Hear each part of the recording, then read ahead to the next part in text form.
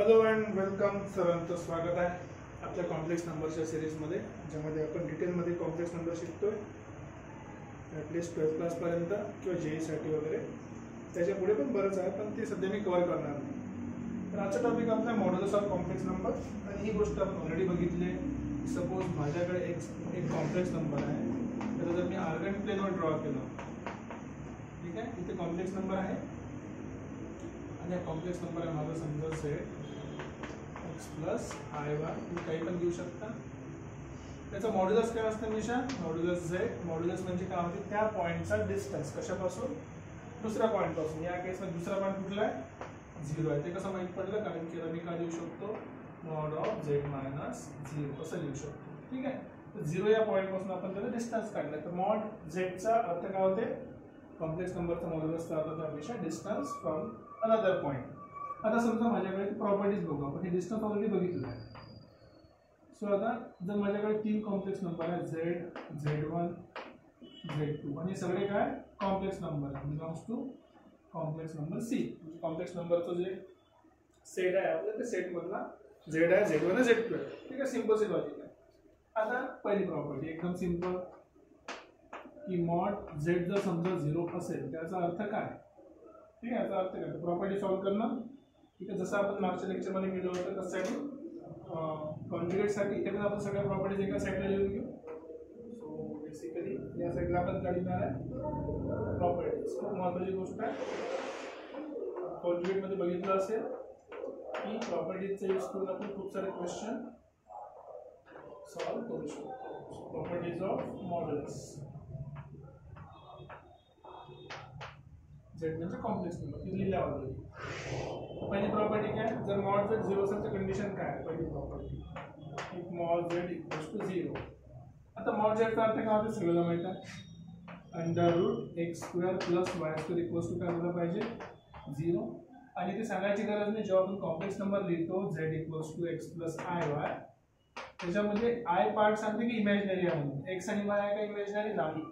X आणि Y काय real number आहे. जर एक्स आणि वाय रिअल नंबर आहे तर हा पण रिअल नंबरचा स्क्वेअर आहे, हा पण रिअल नंबरचा स्क्वेअर आहे. रिअल नंबरचा स्क्वेअर नेहमी काय असते? Non negative. नॉन निगेटिव्ह म्हणजे एक तर 0 किंवा 0 पेक्षा मोठा.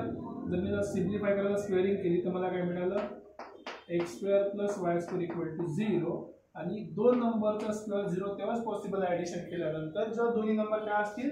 0. म्हणजे याचा अर्थ काय? एक्स पण 0 असला पाहिजे आणि y पण काय असला पाहिजे? 0. सो देअरफॉर जर modulus of z equal to 0 असेल तर real part of z is equals to imaginary part of z, आणि त्याचा अर्थ काय असला पाहिजे? 0. दोन्ही पार्ट करणार तुमचे, real part of z, imaginary part, दोन्ही काय असेल? 0. सो पहिली प्रॉपर्टी काय मिळाली? Then it implies that real part of z equals to imaginary part of z. ही झाली आपली पहिली प्रॉपर्टी. एकदम सिंपल लॉजिक आहे की जर कुठल्याच पॉईंट पासून आपण जागेवर हललेलो नाही तर डिस्टन्स किती मूव्ह केला आहे? 0 डिस्टन्स मूव्ह केला आहे. डिस्टन्स 0 मूव्ह केला म्हणजे चेंज किती भेटला? तर चेंज किती भेटला? हा 0 भेटला आहे. चेंज म्हणजे प्रत्येक पॉईंट किती आहे? 0 त्या केसमध्ये. ओके, ही आपली सिम्पलची पहिली प्रॉपर्टी. ठीक आहे ना. सेकंड प्रॉपर्टी घेऊ. सेकंड प्रॉपर्टी तुम्ही चॉईसनुसार काही घेऊ शकता, पण सेकंड प्रॉपर्टी सांगतो. मॉड झेड असू द्या किंवा मॉड ऑफ झेड कॉन्जुगेट असू द्या किंवा मायनस मॉड ऑफ झेड असू द्या किंवा mod of minus Z conjugate असू द्या, सगळ्याचं काय असते? डिस्टन्स नेहमी काय असते? सेम असते. आता हे कसं काय पॉसिबल आहे? इथं तुम्ही ड्रॉ करून पण बघू शकता. झेड आणि झेड कॉन्जुगेट काल बघितलं आपण. झेड कॉन्जुगेट एक्झॅक्टली याच्या खाली असते. जर तर तुम्ही मायनसनं मल्टिप्लाय केलं, जी पहिली व्हॅल्यू प्लस होती ती मायनस झाली, दोन्ही मायनस झाल्या, डिस्टन्स सेम झालं. परत इथे मायनसने मल्टिप्लाय करा तरी डिस्टन्स काय होणार आहे? सेम. हा बेसिकली काय बनते? स्क्वेअर. आणि स्क्वेअरचे डायगोनल काय असतात? इक्वल असतात. तर डिस्टन्स इक्वल आहे. तर हे तुम्हाला समजलं असेल तर आपण दुसऱ्या मेथडने यूज करू शकतो. तर मॉड झेड आपल्याला माहिती आहे. मॉड झेड किती आहे? सो मॉड झेड आहे under root x square plus Y square. Okay, ठीक आहे. झेड कॉन्जुगेट पण काढून बघितलं. झेड कॉन्जुगेट काय असते? X minus i Y plus साठी, आणि याचा मॉड्युलस काढायचा असला तर मॉड्युलसचा अर्थ काय होणार?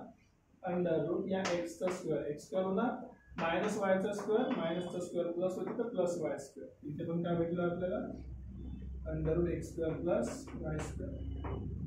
ठीक आहे, मायनसनं मल्टिप्लाय केलं काय होईल बरं, मायनसनं जर मी एक्स प्लस आय वायला मल्टिप्लाय केलं म्हणजे झेडला मल्टिप्लाय केलं, so minus into x minus x plus into minus minus i Y.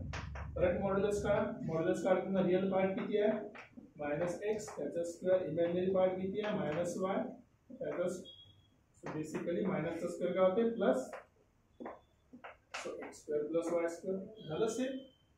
So तिसरा पार्ट पण काय x square plus Y square. आणि ही गोष्ट रिपीट करत नाही मी का बरं, कारण की बघा एक कॉम्प्लेक्स नंबर आणि त्याच्या कॉन्जुगेटचा डिस्टन्स नेहमी काय सेम आहे. इथं पण कॉम्प्लेक्स नंबर आहे, हा याचा कॉन्जुगेट आहे त्याचा डिस्टन्स करायचं नेहमी.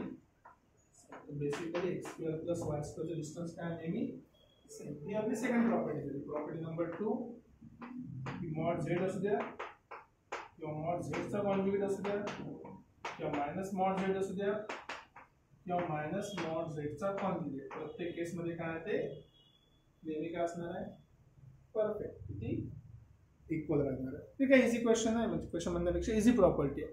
प्रूव्ह करणं खूप सोपं प्रॉपर्टी आहे तुला, फक्त बेसिक गोष्टी लक्षात ठेवायच्या ज्या ज्या आपल्याला माहिती आहे. ठीक आहे, प्रॉपर्टी नंबर 3. आता बघा जे काही आपलं मॉड झेड आहे, मॉड झेडची व्हॅल्यू किती लिहिली आपण under x square plus Y square. आता एक गोष्ट आपल्याला माहिती आहे की एक्स स्क्वेअर असू द्या किंवा वाय स्क्वेअर असू द्या दोन्ही काय आहे ते नॉन निगेटिव्ह आहे, म्हणजे 0 राहू शकते पण 0 पेक्षा कमी राहू शकत नाही. पण 0 पेक्षा कमी राहू शकत नाही म्हणजे मायनस राहणार नाही, जर मायनस राहत नाही म्हणजे ही व्हॅल्यू कधीही कमी होणार नाही, सबट्रॅक्शन इथे येणार नाही. पण कमीत कमी याची व्हॅल्यू किती राहू शकते 0, कारण त्याच्यापेक्षा कमी राहू शकत नाही. ऑलरेडी बघितलं आपण की कुठलाही स्क्वेअर कधी 0च्या पेक्षा कमी राहू शकत नाही. का बरं, कारण की एक्स वाय काय रिअल नंबर आहे. ओके, या केसची गोष्ट सांगते एक्स वाय काय रिअल नंबर आहे. तर नेक्स्ट मग कमीत कमी व्हॅल्यू किती होऊ शकते, एक तर हा 0 झाला तर एवढी राहू शकते किंवा हा 0 झाला तर एवढी राहू शकते. तर बेसिकली मॉड झेड जो आहे जे काय असेल ते हमेशा कायच्यापेक्षा मोठा राहील रिअल पार्ट पेक्षा मोठा राहील. कारण की समजा जर मी y = 0 पकडला, समजा y = 0 पकडला तर इथं काय राहिलाय फक्त x स्क्वेअरचा अंडर रूट, x स्क्वेअरचा अंडर रूट किती होते x होते, म्हणजे z कायच्या बरोबर झाला x च्या बरोबर झाला. जर समजा मी x ला 0 पकडला तर काय होणार mod z = under root y square. Under root y square किती होते y होते, तर मॉड z कायच्या बरोबर आहे y च्या बरोबर. हे केव्हा पॉसिबल आहे जो 2 पैकी 1 0 येईल, कारण त्याच्यापेक्षा छोटी व्हॅल्यू होऊ शकत नाही. त्याच्यापेक्षा छोटी करायची असेल तर व्हॅल्यू निगेटिव्ह करावं लागेल. 0 साठी ऑलरेडी बघितली आपण प्लीज. तर सबट्रॅक्ट होत नाही म्हणजे 0 होऊ शकते, सबट्रॅक्ट होत नाही मायनस होत नाही म्हणजे 0 होऊ शकते. तर एकदा याला 0 केलं तर मॅक्झिमम y होणार, याला 0 केलं तर x होणार. म्हणजे कुठल्याही केसमध्ये मॉड z ची व्हॅल्यू मध्ये या नंबर मध्ये आणखी वाढणार, फक्त कमी होणार नाही. कमी होणार नाही म्हणजे एक तर मॉड z जो आहे आपला तो x पेक्षा मोठा असेल किंवा y पेक्षा मोठा असेल. सो बेसिकली आपल्याला तिसरी प्रॉपर्टी मिळाली की mod z is greater than equal to real part of z and किंवा अँड एक्चुअली दोघांपेक्षा मोठं राहते ते, and mod z is greater than equal to imaginary part of z. ठीक आहे, कधीही सबट्रॅक्ट होणार नाही. सबट्रॅक्ट होत नाही म्हणजे ओरिजिनल नंबर पेक्षा व्हॅल्यू छोटी होणार नाही. ठीक आहे, सिंपल सी प्रॉपर्टी आहे. आणखी प्रॉपर्टीज लिहायच्या तिने थोडं राईट साईड क्लीन करून घेतो, just hold on a second. ठीक आहे, तर नेक्स्ट प्रॉपर्टी जाण्याच्या आधी तुम्ही बघा हे मॉड्युलस आहे. मॉड्युलस काय डिस्टन्स, डिस्टन्स राईटला पण राहू शकते लेफ्टला पण राहू शकते. मग याला जर तुम्हाला मॉडिफाय करायचं तर तुम्ही काय करू शकता, जर डिस्टन्स राईटला असेल तर पॉझिटिव्ह साईडला जाणार, जर लेफ्टला असेल तर निगेटिव्ह साईडला जाणार. सिंपल आहे. सेम लॉजिक तुम्ही इमॅजिनरी सोबत करू शकता. जर इमॅजिनरी पार्ट राईटला लिहिला आपण म्हणजे डिस्टन्स आहे, बेसिकली डिस्टन्सची गोष्ट सुरू आहे. मॉड z पर्यंत जाणार, इकडे मायनस मॉड z पर्यंत. लिहायची पद्धत आहे. त्याच्यात मी तुम्हाला हे पण सांगितलं डिस्टन्स कावर इक्वल असते. इथे मी सांगताना काय सांगितलं की तो स्क्वेअर बनतो, ऍक्च्युअली स्क्वेअर बनत नाही तो एक रेक्टँगल बनणार आहे. तर रेक्टँगल मध्ये रेक्टँगल कुठल्या टाइपमध्ये असते की त्याचे डायगोनल काय करतात बायसेक्ट करतात. आणि डिस्टन्स या केसमध्ये कारण की z सेम असल्यामुळे ते इक्वल राहणार आहे म्हणून ते काय बनते स्क्वेअर बनते. या केसमध्ये z सगळ्या डायगोनल सारख्या आहे. तुम्ही ड्रॉ करून बघा, करायचं असेल तर तुम्हाला तो स्क्वेअर बनून दिसणार, कारण की दोन्ही साईडला डिस्टन्स अँगल सेम राहील. रोम्बस म्हणू शकता ऍक्च्युअली त्याला. रोम्बस बनेल, रेक्टँगल बनेल, स्क्वेअर मध्ये. हा क्वेश्चन तुमचा ठेवतो की जर मी या 4ची डायग्राम काढली तर कुठली डायग्राम बनणार.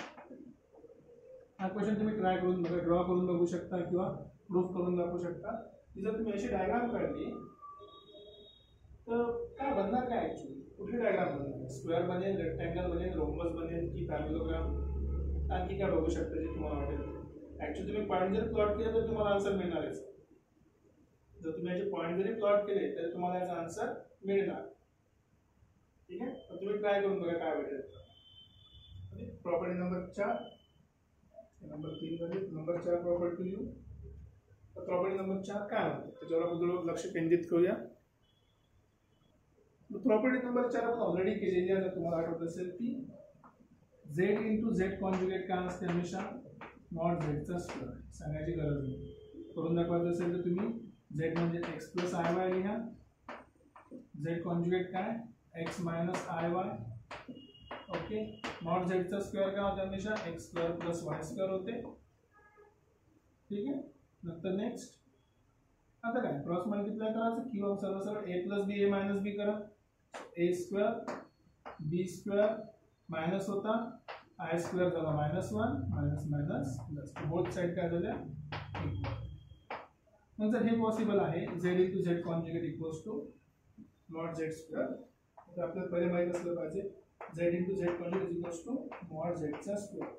लक्षात ठेवा, याच्या आधी आपण एक कालच्या क्वेश्चन मध्ये कंडिशन बघितली की मॉड झेडचा square is not equals to झेडचा स्क्वेअर. करून बघितलं आपण ते दोन्ही इक्वल राहत नाही. जर दोन्ही इक्वल राहत नाही तर कधी पॉसिबल. जर इक्वल करायचं असेल तर जेव्हा x किंवा y पैकी एक कुठलाही पार्ट काय असणार आहे 0. x म्हणजे रिअल पार्ट 0 असू शकते किंवा इमॅजिनरी पार्ट. ते एक चांगलं रिझल्ट आहे, तुम्ही यूज करू शकता क्वेश्चन मध्ये आला तर. ओके, आता मल्टिप्लिकेशन मध्ये पण आपल्याला एक माहिती समजा z इंटू झेड कॉन्जुगेटचा समजा मी आता किंवा z इंटू Z2 समजा काहीतरी त्याचं मॉड्युलस घेतला तर मल्टिप्लाय मध्ये सेपरेट करू शकतो z इंटू Z1. ठीक आहे, पण असं जर समजा मी खूप सारे नंबर घेतले z, Z1, Z2, Z3 up to Zn. ठीक आहे, असे नंबर जर घेतले याला मी काय करू शकतो स्पेसिफिकली सेपरेट करू शकतो. की प्रत्येकाला सेपरेट करायचा अर्थ काय की पहिले मी हा एक पकडला, एवढे दुसरे पकडले, तर हा एकाला सेपरेट केला मग हे दुसरे सेपरेट करावे. परत मी एवढा पार्ट घेतला, यातला एक सेपरेट केला, हा दुसरा पार्ट सेपरेट झाला. परत हे याला एक सेपरेट केला, हा दुसरा पार्ट. असं करत गेलो म्हणजे प्रत्येक काय होणार हळूहळू वेगळं होणार. सो बेसिकली मी याला काय करू शकतो सेपरेट करू शकतो. जर मी याला सेपरेट करू शकतो आणि सगळ्या झेडची व्हॅल्यू सारखी असेल तर बेसिकली सगळ्या झेडची व्हॅल्यू सारखी मी या झेडला मल्टिप्लाय केलं. किती टाइम्स n टाइम्स मल्टिप्लाय केलं. ठीक आहे, n टाइम्स केला मल्टिप्लाय. हा काय झाला ऍक्च्युली माझा झेडचा पॉवर n. प्रत्येकाला सेपरेट केलं तर हा 1 2 3 4 असे n झाले. सो झेडचा पॉवर मी याला सेपरेट पण करू शकता, पॉवर आतमध्ये पण देऊ शकता, बाहेर पण देऊ शकता. हे सगळं ऍप्लिकेशन कशाचं आहे, ऍप्लिकेशन मल्टिप्लिकेशनचं, दुसरं काही नाही. सो नंबर 5 प्रॉपर्टी जातं काय झालं की mod of Z1 Z2 is equals to mod Z1 into mod Z2. हेच लॉजिक यूज करून आपल्याला प्रॉपर्टी एक्सटेंड करू शकतो. एक्सटेंड काय Z1 Z2 मदत नंबर दिला नाही, डॉट दिला नाही, याचा अर्थ मल्टिप्लिकेशन आहे. ते समजून चालायचं, ते multiplication Z3 up to Zn equals to काय होणार आहे Z1 चा मॉड, Z2 चा मॉड, Z3 चा मॉड अप टू Zn चा मॉड. कधीपर्यंत आहे दोघा समेतामध्ये काय डॉट. डॉट म्हणजे काय मल्टिप्लिकेशन आहे. प्रत्येक वेळेस मेन्शन करायची गरज नाही. ओके, नेक्स्ट प्रॉपर्टी नंबर 7 याच्यावरून झाली की mod z to the power n चा घ्यायचा असेल तर मी ऍक्च्युअली काय करू शकतो आधी मॉड घेऊ शकतो नंतर त्याचा पॉवर n घेऊ शकतो, फरक पडणार. मग जर एखादी रूल मल्टिप्लाय असेल तर डिवाइड साठी पण असणार आहे. So mod of Z1 by Z2 is equals to काय होणार mod Z1 divided by mod Z2. हे तुम्हाला प्रूव्ह करायचं तुम्ही प्रूव्ह पण करू शकता. ठीक आहे, जर करायचं असेल तर. आणि ऑब्वियस आहे Z2 should not be equals to 0. Complex number पुढे 0 राहू शकत नाही. कॉम्प्लेक्स नंबर 0 असला म्हणजे x पण 0 झाला, y पण 0 झाला आणि त्याचा अर्थ मॉड पण काय झाला 0. दोन पैकी एकच कंडिशन लिहायची गरज आहे. एक तर Z2 0 नाही पाहिजे किंवा मॉड Z2 0 राहणार. ओके, तर 1 2 3 4 5 6 7 8 तुम्हाला प्रूव्ह करायचं असेल तुम्ही प्रूव्ह करून बघू शकता. सेपरेट जर करायचं असेल तर Z1 बाय Z2 चा मॉड घ्यायचा असेल तुम्हाला तुम्ही सेपरेट करू शकता. Z1 x plus I1 Z2 किती होणार आहे A plus IB. Okay, modulus काय करणार आहे पहिले कॉम्प्लेक्स नंबरला सिम्प्लिफाय करणार आपण. सिम्प्लिफाय कसं करतो आपण मल्टिप्लाय करून. मग मल्टिप्लाय करायचं वरचं खाली मल्टिप्लाय करा तुम्हाला a square plus b square भेटेल. ठीक आहे, a square plus b square भेटणार. ठीक आहे, आता वरती पण तुम्ही सॉल्व करणार तुम्हाला काहीतरी व्हॅल्यू भेटणार. सिम्प्लिफाय जर तुम्ही केलं तुम्हाला वरती आणि खाली Z1 चा मॉड सेपरेट Z2 चा मॉड सेपरेट असं मिळणार. विनाकारण बिनफालतूच्या टाइम मध्ये वेस्ट करण्यामध्ये काही इंटरेस्ट नाही. तर प्रॉपर्टीज आपण फक्त समजून घेऊया काय काय कुठे कुठे यूज होणार. ओके, नेक्स्ट प्रॉपर्टी आणखी सिंपल आहे बघा. प्रॉपर्टी कशी आपण सॉल्व करण्याच्या आधी की मला स्क्वेअर करायचं कॉम्प्लेक्स नंबरचा नॉर्मली आपण करून बघितलं. आपण जर दोन कॉम्प्लेक्स नंबरचा स्क्वेअर करायचा असेल आणि स्क्वेअर करायसाठी ऑलरेडी आपण काय करू प्रॉपर्टी यूज करू. कशाची मॉड वाली प्रॉपर्टी मॉड Z1 Z2 चा स्क्वेअर करायचा आहे. प्रॉपर्टी कुठली ही प्रॉपर्टी अप्लाय करू बघा. मॉडचा स्क्वेअर म्हणजे काय होते कॉम्प्लेक्स नंबर आणि त्याचा कॉन्जुगेट. लक्षात ठेवा फरक पडत नाही एक आहे की दोन आहे. इथे 10 जरी असले आपल्या कॉम्प्लेक्स नंबर ॲडिशन मध्ये सगळे मिळून शेवटी काय बनते एकच कॉम्प्लेक्स नंबर. कारण की रिअल पार्ट सोबत चिपकत इमॅजिनरी पार्ट इमॅजिनरी सोबत. तर बाकी काय राहतं फक्त कॉम्प्लेक्स नंबर. तर एक कॉम्प्लेक्स नंबरचा स्क्वेअर करायचा असेल मॉडचा तर पहिले त्या कॉम्प्लेक्स नंबर आणि त्याचा कॉन्जुगेट घ्यायचा. इथे पण काय करणार आपण पहिला complex number Z1 plus Z2 आणि याचा कॉन्जुगेट किती आहे Z1 प्लस Z2 चा होल कॉन्जुगेट.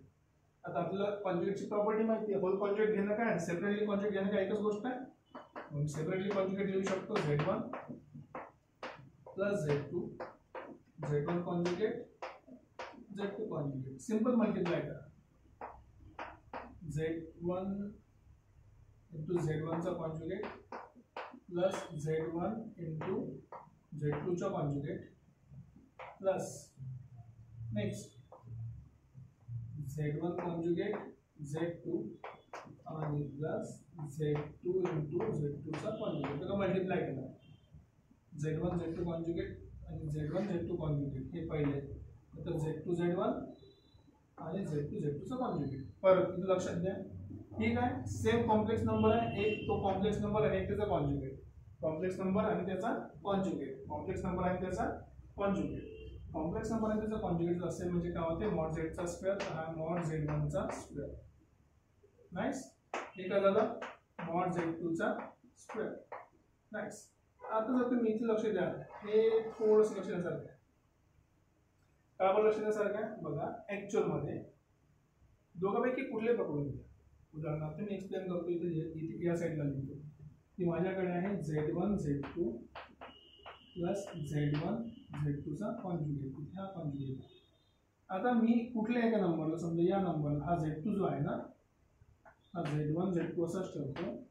आता मी Z2 ला लिहिताना कॉन्जुगेटची प्रॉपर्टी आपली कॉन्जुगेटचं कॉन्जुगेट काय होते हा Z2 आहे हा कॉन्जुगेट आहे त्याचे कॉन्जुगेट. कॉन्जुगेटचं कॉन्जुगेट काय होते म्हणजे Z2 होते बरोबर. आता बघा बेसिकली काय करणार मी इथे पण कॉन्जुगेट आहे इथे पण कॉन्जुगेट आहे. Z2 च्या कॉन्जुगेटच्या वर आहे आणि हा एक कॉन्जुगेट. तर जर मी सेपरेट केलं तर हा बेसिकली काय होणार हा Z1 आहे हा Z2 कॉन्जुगेट आहे त्याचा होल कॉन्जुगेट आहे. समजून राहिलं. हा दोघांचे कॉन्जुगेट आहे ना ते सेपरेट करून वर लिहिलं कारण की कॉन्जुगेट काय होतं डिस्ट्रीब्यूट होते. आता वर करायचा फायदा काय भेटला आपल्याला. फायदा असा भेटला की हा माझा एक कॉम्प्लेक्स नंबर W नावाचा हा दुसरा W नावाचा कॉम्प्लेक्स नंबर त्याचा कॉन्जुगेट आहे. कॉम्प्लेक्स नंबर प्लस कॉम्प्लेक्स नंबरचा कॉन्जुगेट दोन्ही मिळून काय बनते हमेशा जेव्हा कधी आपण ऍडिशन करतो कॉम्प्लेक्स नंबर आणि तिथे कॉन्जुगेटची तर काय होते इमॅजिनरी पार्ट कॅन्सल होते कारण की एक प्लस एक मायनस आहे. बाकी काय राहतं फक्त real part 2 times real part of कुठला Z1 आणि Z2 कॉन्जुगेटच्या. तुम्ही तर उलट पण करू शकता. Z1 Z2 कॉन्जुगेट लिहा किंवा Z2 Z1 कॉन्जुगेट लिहा. बोथ केस मध्ये करेक्ट. सो आपल्याला इंटरेस्टिंग प्रॉपर्टी मिळाली 9 नंबरची की Z1 प्लस Z2 याचा स्क्वेअर करायचा मॉड मध्ये.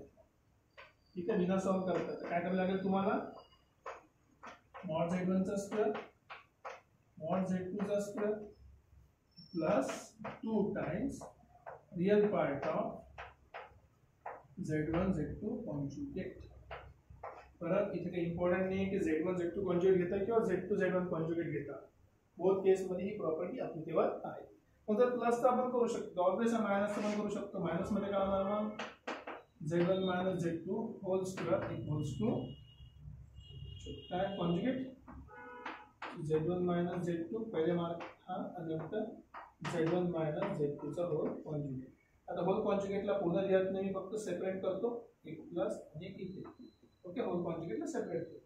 परत मल्टिप्लाय करा z1 चा कॉन्जुगेट नाइस, नंतर z1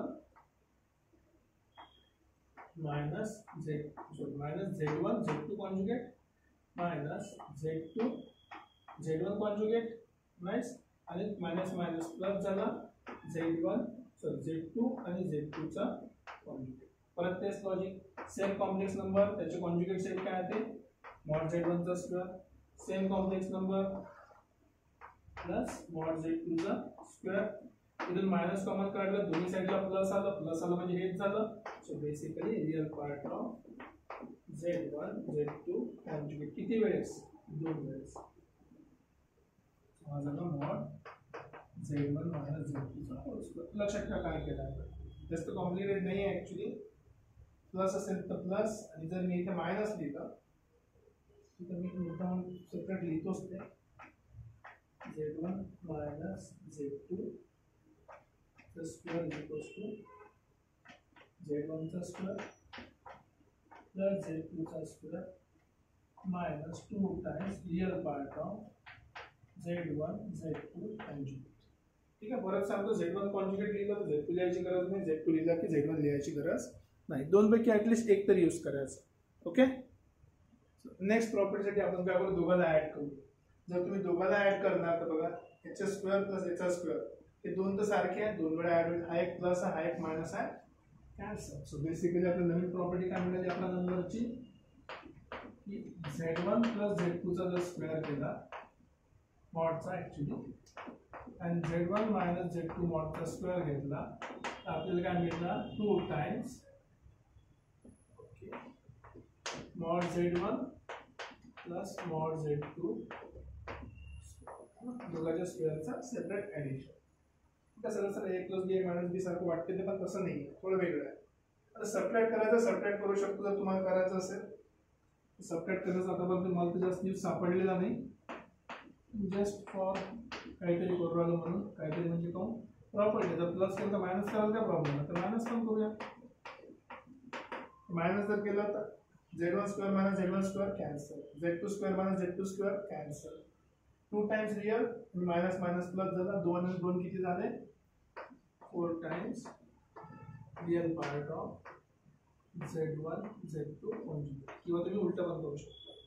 आता तुम्हाला आठवत असेल a plus b square minus a minus b square 4 times xy किंवा 4 टाइम्स ab असं येत होतं ना. इथं पण तेच देऊ राहिलं जे आपण कशामध्ये केलं आहे, रिअल नंबर मध्ये केलं ते इथेच, फक्त लिहिताना कॉम्प्लेक्स नंबरच्या फॉर्म मध्ये लिहितो. ओके, तर एकदम सिंपल प्रॉपर्टीज आहे. आणखी एखादी प्रॉपर्टी जर तुम्हाला सेपरेट सांगायची म्हटलं तर फक्त मॉडेल्स करायचं आहे z1 मायनस z2 काय होऊ शकतं. बेसिकली z1 आणि z2 च्या मध्ये डिस्टन्स आहे. समजा याचा कोऑर्डिनेट xy आहे, याचा ab आहे. सरळ आपण काय करणार, डिस्टन्स फॉर्म्युला अप्लाय करणार, कारण डिस्टन्स फॉर्म्युला आहे तो. So x minus a whole square plus y minus b whole square. Basically एवढंच आहे. ठीक आहे, जॉमेट्रिकल लक्षात ठेवायचं, कारण डिस्टन्स फॉर्म्युला डिस्टन्स काय राहणार, हमेशा रिअल राहणार. रिअल कसं मोजतो आपण, डिस्टन्स फॉर्म्युला आहे. डिस्टन्स फॉर्म्युला काय म्हणते, हा पॉईंट म्हणून हा पॉईंट सबट्रॅक्ट करायचा.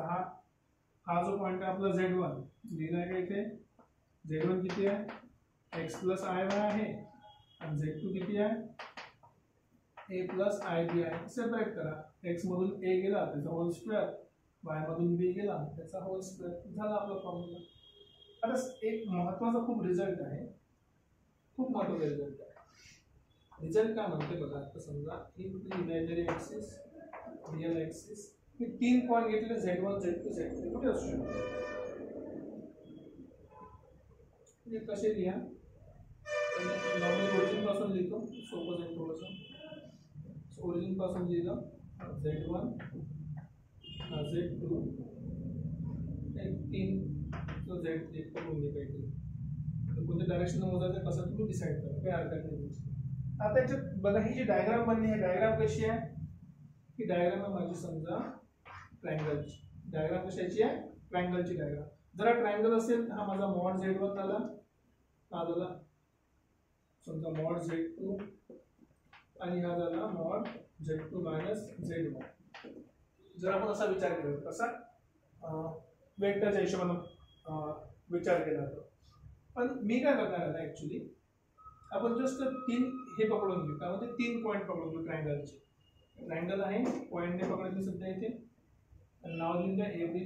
हा झाला Z1 Z2 आणि हा झाला Z3. तरी काही पण असू द्या. आता कुठल्याही गोष्टीसाठी ट्रायंगल बनवण्यासाठी आपल्याला डिस्टन्स आहे. डिस्टन्स मध्ये ट्रायंगलचा रूल फॉलो होते. ट्रायंगलचा रूल काय म्हणते की जर तुम्हाला ट्रायंगल बनवायचा असेल, ट्रायंगल ऑफ इनइक्वालिटी, जर तुम्हाला ट्रायंगल बनवायचा असेल, सम ऑफ टू साइड हमेशा तिसऱ्यापेक्षा काय असली पाहिजे? जास्त असली पाहिजे. सम ऑफ टू साइड जी आहे ती तिसऱ्यापेक्षा काय असली पाहिजे? जास्त असली पाहिजे. म्हणजे उदाहरणार्थ म्हणण्याचा अर्थ कसा, जर समजा मी Z पकडलं, Z2 आहे ना आपला, कुठली दोन सम साइड घेता तुम्ही डिसाइड करा. ठीक आहे, म्हणजे म्हणण्याचा अर्थ काय, मी डायग्राम कडून सांगतो परत. तर प्रॉपर्टी कशावर? ट्रायंगल इनइक्वालिटी म्हणतो आपण याला. लिहितो इथे. ऍक्च्युअली त्याच्यामध्ये 2 इनइक्वालिटीज असतात. डायग्राम थोडी परत काढली कारण ते कन्फ्युजिंग होतं. कन्फ्युजिंग ऍक्च्युअली हा बरोबर डायग्राम असते, पण त्याच्या इक्वॅलिटी नाही,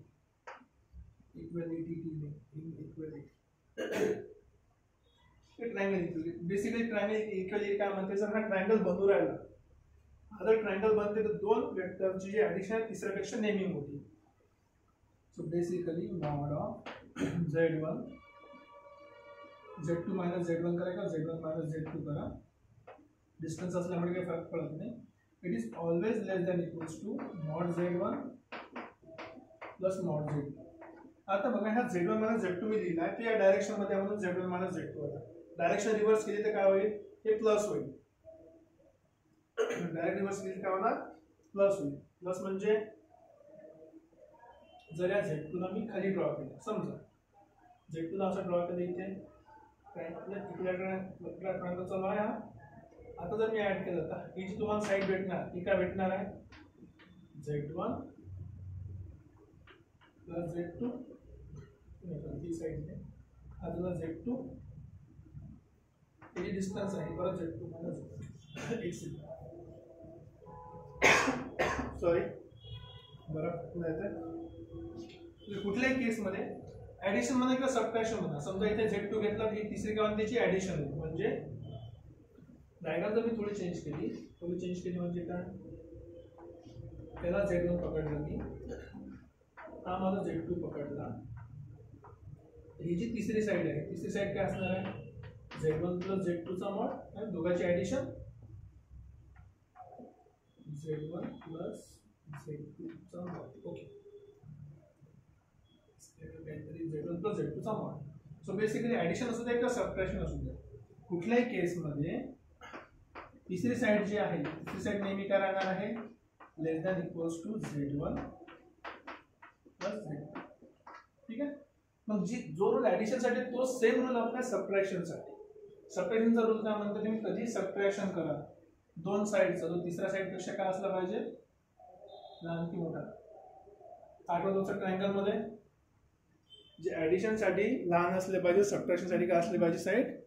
सबट्रॅक्शन नेहमी काय असली पाहिजे? मोठी की लहान. ठीक आहे, तर सबट्रॅक्शन साठी पण काय असली पाहिजे? ती त्याच्यापेक्षा मोठी असली पाहिजे. आता ही साइन उलटी होणार, मॉड ऑफ समजा Z1 प्लस असू द्या किंवा मायनस असू द्या, Z2 काही फरक पडत नाही, is always greater than equals to mod of mod Z1 minus mod Z2. तर मॉड डबल का वर लिहिलं, कारण की हे मोठं राहू शकते, हे छोटं राहू शकते.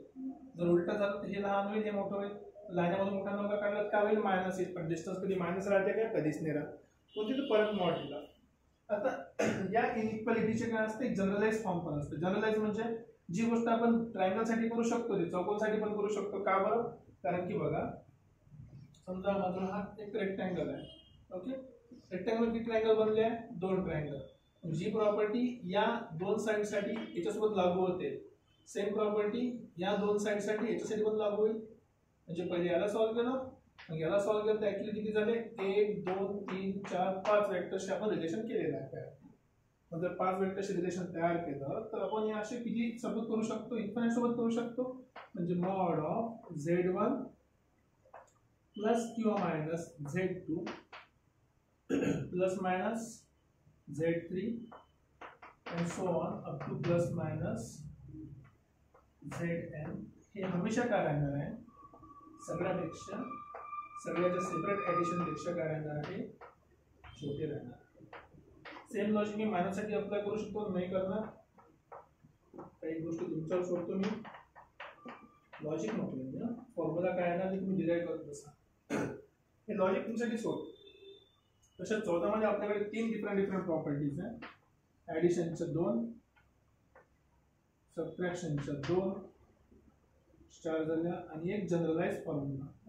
आता मग प्रश्न असा पडतो की ती इनइक्वालिटी दिला ते इक्वल किंवा होईल? इक्वल किंवा साधी गोष्ट आहे. ट्रायंगल मध्ये जर तुम्हाला साधी लाईनची डिस्टन्स काढलं असं, आता हा समजा लाईन आहे, कुठेतरी लाईन घेऊ, जागा आहे का इथे समजू. समजा ट्रायंगल आहे, इथे पॉइंट ए आहे, इथे पॉइंट बी आहे, इथे कुठेतरी पॉइंट सी आहे. ठीक आहे. आता बघा, कुठल्याही केसमध्ये ह्या 2 साइडची ऍडिशन याच्यापेक्षा मोठी राहते. तेच लिहिलंय आपण की हा पहिला Z1 जो आहे, हा दुसरा Z2 आहे. ह्या दोघांची ऍडिशन ह्या तिसऱ्यापेक्षा हमेशा काय राहते? जास्तच राहते. आता मी काय करू राहिलो, या पॉइंटला थोडं जो आहे ना खाली खाली खिचत आहोत असं. खाली खिचला हा ट्रायंगल इथे आला. आता हे मोठं डिस्टन्स जे आहे Z1 प्लस Z2 थोडं कमी झालं. आणखी खाली गेलं, Z1 प्लस Z2 कमी झालं. इथपर्यंत आणलं, अप्रॉक्सिमेटली खूप कमी झालं. पण ज्यावेळेस हा सी पॉईंट एक्झॅक्टली इथे म्हणतात कुठेतरी, म्हणजे लाईनवर आला, हा काय झालं? In short AC plus CB equals to AB. जेव्हा एका लाईन मध्ये असते तेव्हा ते इनइक्वालिटी काय असते? इक्वल असते. सो आपण इथे एक सेंटेन्स लिहू शकतो.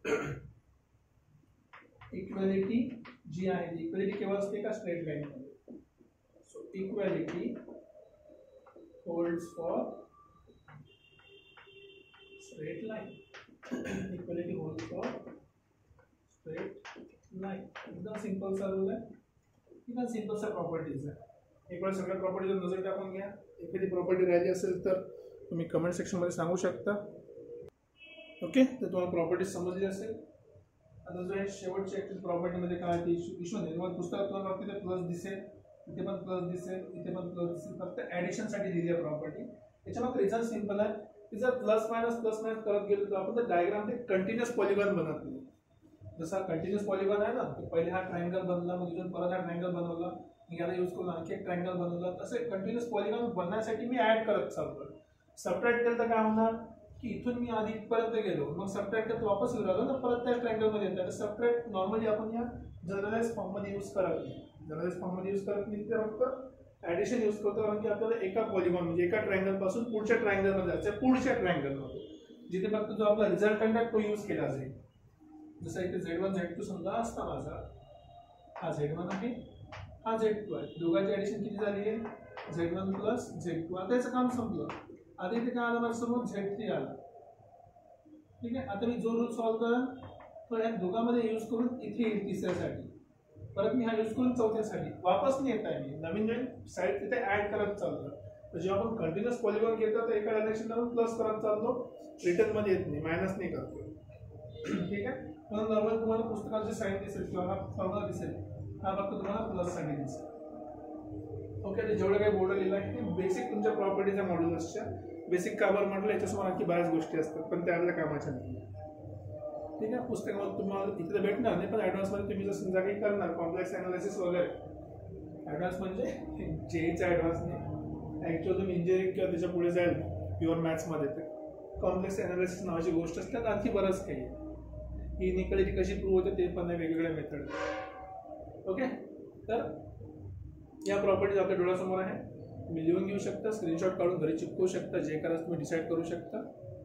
आता नेक्स्ट आपण स्टार्ट करूया याच्यावरचे काही क्वेश्चन्स आणि मी तुम्हाला जी डायग्राम काढून दाखवतो की झेड कॉन्जुगेट मायनस झेड आणि मायनस झेड कॉन्जुगेटची डायग्राम काय बनू शकते. ठीक आहे, जस्ट थोडासा वेट करा, मी क्लीन करतो. ठीक आहे, जसं बघितलं आपण की एक प्रॉपर्टी होती आपली मॉड झेडचं कॉन्जुगेट त्याचा मॉड मायनस झेडचा मॉड आणि मायनस झेडचा कॉन्जुगेट त्याचा मॉड. तर डायग्राम कशी बनते आम्ही सांगितलं तुम्हाला, काहीतरी ट्राय करून बघा. आता बघा एक रॅन्डमली आपण सध्या एक झेड घेतला आहे 1 + i. त्याचा कॉन्जुगेट म्हणजे काय, इमॅजिनरी पार्ट मायनस केला मायनस, तर मायनसनं मल्टिप्लाय करायचं, दोन्ही नंबर मायनसनं मल्टिप्लाय होतात, -1 आणि -8. आणि त्याचा कॉन्जुगेट घेतला तर परत इमॅजिनरी पार्ट काय होणार, प्लस, मायनसचा प्लस झाला. तर चारही गोष्टीचा तुम्ही मॉड काढला तर मॉड सेम येणार, √2 ऑलरेडी काढून दाखवलेलं आहे. आता आपण प्लॉट करूया. कुठलं प्लेन आहे, आर्गन प्लेन आहे. इथे आय लिहायचं तर आय लिहू शकता, नाही तर तुम्ही ऑलरेडी माहिती इमॅजिनरी ॲक्सिस आहे. तर पहिला पॉईंट किती आहे, इथे 1 आहे, इथे -1 आहे. ठीक आहे, पहिला पॉईंट कुठला आहे आपला, तर पहिला पॉईंट किती आहे बघा, 1 आणि 1 हा आपला पहिला पॉईंट आहे 1,1. त्याला मार्क करा आधी, हा 1. ठीक आहे, हॉरिझॉन्टल आणि हा व्हर्टिकल 1. हा आपला पहिला पॉईंट झाला 1,1 म्हणजे हा झाला माझा झेड कॉन्जुगेट. काय झालं मग, इमॅजिनरी पार्ट मायनस, तर 1,-1. लक्षात ठेवा परत की आय सांगते फक्त इमॅजिनरी पॉईंट आहे, आय लिहायचा नाही. ठीक आहे, सो इथे पण व्हर्टिकल लाईन हॉरिझॉन्टल लाईन हा आपल्याला भेटला झेडचा कॉन्जुगेट. ठीक आहे, तसं इमेज डायरेक्ट काय करू शकता, हे काढू शकता. काय म्हणतो त्याला आपण, त्याला रिफ्लेक्शन. कशामध्ये, एक्स ॲक्सिस मध्ये. Z conjugate. परत तिसरा पॉईंट, त्याला मायनसनं मल्टिप्लाय केलं तर -1 -i. ठीक आहे, सो -1 आणि -1 आणि -i इथे पॉईंट मिळाला. ओके, याला जॉईन करतो मी. आता minus mod Z, right, minus Z. त्याचा मॉड झेड येतो म्हटलं तर रिफ्लेक्शन परत एक्स ॲक्सिस मध्ये. ओके, हा पॉईंट मिळाला आणि पॉईंट किती आहे, हा -1 आणि हा आहे -1 + 2. ओके, सो -1 + 1 हा झाला माझा मायनस झेडचा कॉन्जुगेट. डिस्टन्स काढतो म्हटलं तर मायनस झेडचा कॉन्जुगेट. बघून घ्या आता. तर डायग्राम तुम्ही लक्षात ठेवला असेल, जर तुम्ही डायग्राम प्रॉपर ड्रॉ करा सगळ्यात त्याच्यासोबत, ही जी डायग्राम मिळाली या डायग्राम मध्ये प्रॉपर्टी कुठली आहे, प्रॉपर्टी तुम्हाला डोळ्यासमोर दिसणार. कुठली प्रॉपर्टी आहे जर तुम्ही बघितलं असेल, इथे 1 आहे, इथे 1 आहे, हा झाला 2. सो टोटल डिस्टन्स किती आहे, 2. हे पण डिस्टन्स आहे 2. i + i 2 आणि 2. आणि तिथे ऑल साइड काय, चारही साइड कशा आहे, इक्वल आहे. All side equal, all side equal. वरतून आता परपेंडिक्युलर असल्यामुळे 90 डिग्री एकमेकाला, परपेंडिक्युलर पण एकमेकाला. नेक्स्ट डायगोनल बघा, हा मॉड झेड आहे, हा पण मॉड झेड आहे, हे दोन्ही सगळे इक्वल आहे. डायगोनल काय करतात, बायसेक्ट. सो डायगोनल काय करतात, बायसेक्ट करतात. डायगोनल बायसेक्ट करतात, ऑल साइड इक्वल आहे, परपेंडिक्युलर. तर बेसिकली ही डायग्राम कुठली झाली, दिस इज अवर स्क्वेअर. आणि स्क्वेअर का झालं, त्याच्यामध्ये रिझन सिंपल आहे की हे जे एक्स आणि वायचे जे पॉइंट्स आहेत, जर तुम्ही याचा आर्ग्युमेंट काढणार, तुम्हाला आर्ग्युमेंट म्हणजे काय मिळालं, समजा tan theta, mod, so tan theta equals to mod of 1/1 that is π/4. हा 45 झाला, हा 45 झाला. सगळे काय 90 डिग्री. 90 डिग्री मध्ये एकमेकाला ते इंटरसेक्ट पण करतात, मग तो स्क्वेअर झाला. आता सेम केस, फक्त थोडीशी व्हॅल्यू चेंज करून मी इकडे काहीतरी ट्राय केलाय. एक झेड घेतला कॉन्जुगेट. ठीक आहे, त्याचा मॉड जर काढतो म्हटलं तर मॉड सगळ्यांना माहिती आहे, मॉड काय असणार आहे, मॉड झेड इक्वल्स टू, तर सगळ्याची व्हॅल्यू सेम राहणार. मॉड झेड काढून घेतो एकदा. मॉड झेड आपला आहे 1 चा स्क्वेअर + 2 चा स्क्वेअर. 1 चा स्क्वेअर झाला 1, 2 चा स्क्वेअर झाला 4. So basically √5. √5 ची व्हॅल्यू किती असते, 2 पेक्षा थोडीशी समोर. ठीक आहे, 2 पेक्षा जास्त आहे.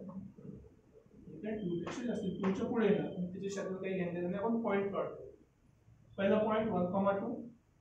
सो हा 1 आणि हा 2. हा जर पॉईंट आपण प्लॉट केला तिथे आपल्याला मिळाला 1,2. हे बेसिकली आपलं झालं झेड या केसमध्ये, मॉड झेड. आणि हा आपला झेड. याचं रिफ्लेक्शन कुठे येणार, खाली झेड कॉन्जुगेट, खाली -2. हे जे पॉईंट मिळाले एका झाला आपला झेडचा कॉन्जुगेट. परत डिस्टन्स सेम आहे, डिस्टन्स काही टेन्शन नाही. परत लेफ्ट हँड साईडला जर आलं, मायनसने मल्टिप्लाय करून तर हा -1 आणि -2 तो खाली येणार आहे.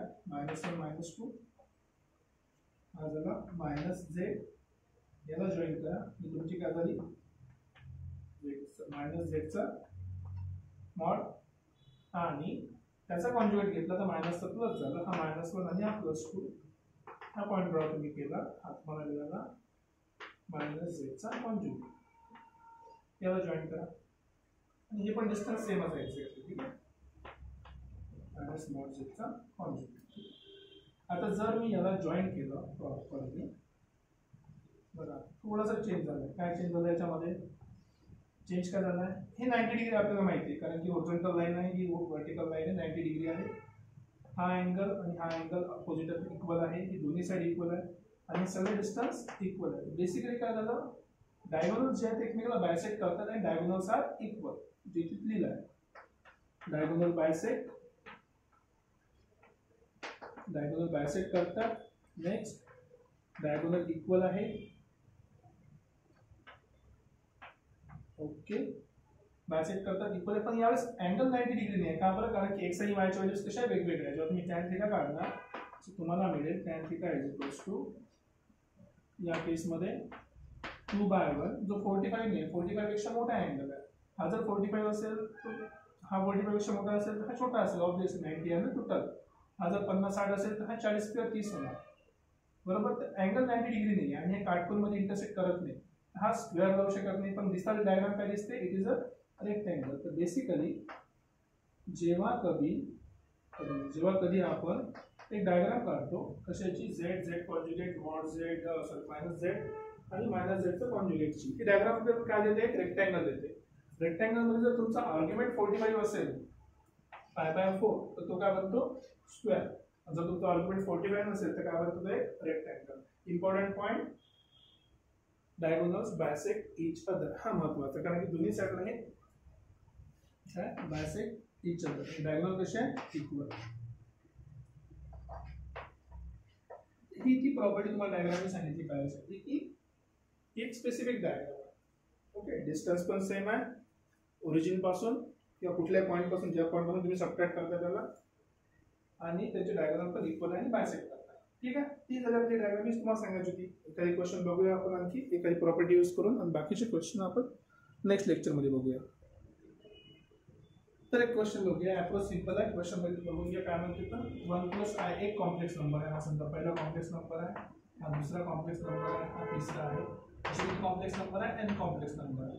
ह्या सगळ्याचं प्रोडक्ट घेतल्यानंतर आपल्याला आन्सर आला हा नवीन कॉम्प्लेक्स नंबर काहीतरी, आणि आपल्याला प्रूव्ह करायचं आहे की हे नंबरचं मल्टिप्लिकेशन याच्या बरोबर यायला पाहिजे. आता लक्षात ठेवा, हा जर माझा XY असेल तर XY शी रिलेशनमध्ये x² + y² काय असतं? त्याचा मॉड झेडचा स्क्वेअर, बरोबर. x² + y² काय? मॉड झेडचा स्क्वेअर. म्हणजे बेसिकली मला मॉड घ्यायचा आहे, तर मी काय करणार? प्रॉपर्टी यूज करणार मॉडची. या सगळ्याचं मॉड्युलस घ्यायचं. So 1+i 1+2i 1+3i 1+10i ह्या सगळ्याचं मॉड्युलस घेतलं, आणि राईट साईडला पण काय घेतलं? x + iy चा मॉड्युलस. ओके, आता इथे मॉड्युलस जर आपण घेतलं तर माहिती आहे प्रॉपर्टी आपली काय म्हणते की जर z1 z2 z3 असं zn चा मॉड्युलस घेतला, त्याला आपण सेपरेट करू शकतो. z1 चा मॉड्युलस, z2 चा मॉड्युलस, z3 चा मॉड्युलस, अप टू zn चा मॉड्युलस. इथे पण मी काय करणार? सर्वांना सेपरेट करणार, कारण की मॉड्युलस घेतला सर्वांचं सेपरेट. पहिल्याचं मॉड्युलस 1+i चा मॉड इंटू 1+2i चा मॉड्युलस, ठीक आहे, 1+3i चा मॉड्युलस, नंतर 1+ni चा मॉड्युलस, आणि शेवटी इथे modulus of x + i. Okay, सगळ्याची व्हॅल्यूज लिहा. बघा याचं मॉड्युलस काय असते? √1चा स्क्वेअर + 1चा स्क्वेअर, ठीक आहे, इंटू याचा मॉड्युलस काय होणार? √1चा स्क्वेअर + 2चा स्क्वेअर. याचा मॉड्युलस काय होणार? 1चा स्क्वेअर + 3चा स्क्वेअर अँड सो ऑन. याचा मॉड्युलस किती होणार? √1चा स्क्वेअर + nचा स्क्वेअर इक्वल्स टू याचा मॉड्युलस काय असतो? x² + y². एवढं सिंपल रिलेशन आहे. आपल्याला रूट मध्ये नाही पाहिजे, कारण हे प्रूव्ह करायचं आहे. रूट मध्ये नाही पाहिजे काय करणार? Squaring both side. So squaring जर आपण दोन्ही साइडला केलं तिथे काय 1चा स्क्वेअर 1+ आधी लिहून घेतो, √2 इंटू हा रूट 2 चं 4 आणि 1 5 9 आणि 1 10 इथे under root 1 plus N square कारण की यांची व्हॅल्यू माहिती नाही त्याचा आपण केला स्क्वेअर आणि इथे पण आहे under root x square plus y स्क्वेअरचा स्क्वेअर स्क्वेअर आणि रूट कॅन्सल होईल आणि पॉवर हमेशा प्रत्येक नंबरला डिस्ट्रीब्यूट होते तर प्रत्येकाला स्क्वेअर झाला की हे नंबर रूटच्या बाहेर निघाले so 2 × 5 × 10 into up to 1 plus n square is equal to काय झालं x square plus y square simple सा रिझल्ट आहे सिंपल सा क्वेश्चन आहे ठीक आहे तर अशी आपण मॉड्युलसची एखादी प्रॉपर्टी यूज करून क्वेश्चन सॉल्व करू शकतो क्वेश्चन ओळखणे इथं समजते की हा कॉम्प्लेक्स मध्ये आहे हा पण कॉम्प्लेक्स आहे जे होणारच आहे पण याचा आन्सर काय आला आपल्याला x square plus y square x square plus y square चा याच्यासोबत काय रिलेशन आहे हा याचा मॉड्युलस आहे मॉड्युलस तर x square y square चा रूट असतो मला तर रूट नाही पाहिजे तर स्क्वेअर करणार हे रिलेशन यूज करून मला समजलं की मला मॉड्युलस घ्यायचं की मॉड्युलस मी दोन्ही साईडला घेतलं कुठलेही ऑपरेशन एका साईडला न करता दोन्ही साईडला करत असतो दोन्ही साईडला मॉड्युलस घेतलं मॉड घेतला ती ही जी आपली प्रॉपर्टी आहे मॉड्युलसची आपण ही प्रॉपर्टी अप्लाय केली त्याचा मॉड्युलस काढला आणि स्क्वेअरिंग करून रूट काढून टाकला अशा प्रकारे हा क्वेश्चन आपण इझिली सॉल्व्ह करू शकतो असे बरेचसे क्वेश्चन आपण आता बघूया हळूहळू काही नेक्स्ट लेक्चरमध्ये तोपर्यंत तुम्हाला जर हे कन्सेप्ट लेक्चर आवडत असतील समजत असतील तर लाईक करा जेवढ्यापर्यंत पोहोचेल तेवढ्यापर्यंत खूप चांगली गोष्ट आहे ठीक आहे शेअर करत चला भेटूया नेक्स्ट लेक्चरमध्ये बऱ्याचशा क्वेश्चन सोबत till then take care bye bye